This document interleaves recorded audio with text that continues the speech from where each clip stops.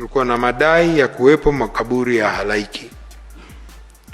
Kulikuwa na madai hayo kupitia vyombo vya habari vya kimataifa na mitandao ya kijamii kusuwepo kwa makaburi ya halaiki eneo la makaburi ya Kondo, Kunduchi, manispaa ya Kinondoni, Dar es Salaam. Tume imefanya uchunguzi ikiwa ni pamoja na kutembelea na kukagua eneo la makaburi, kufanya mahojiano na kupata taarifa ya afisa msimamizi wa makaburi hayo kutoka manispaa ya Kinondoni na kuchukua ushahidi wa wasimamizi wa makaburi ya Kondo.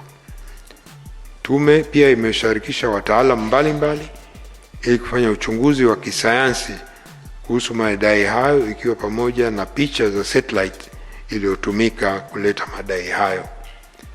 Maoni ya wataalamu hao, wakiwemo wa uchambuzi wa mbalimbali wa mifumo ya taarifa za kijiografia, remote sensing and geographical information system, ni kwa madai hayo hayakuweza kuthibitishwa.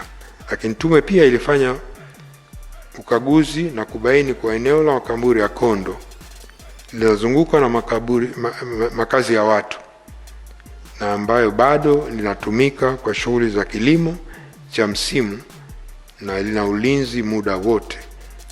Kutokana na ushahidi na uchunguzi wa tume wa uandani na kuzingatia hali ilivyoonekana katika eneo la makaburi hayo pamoja na taarifa za wataalamu wa uchunguzi wa kisayansi, tume imebaini kwa madai ya kuwepo kwa makaburi halaiki eneo la Kondo hayakuweza kuthibitika.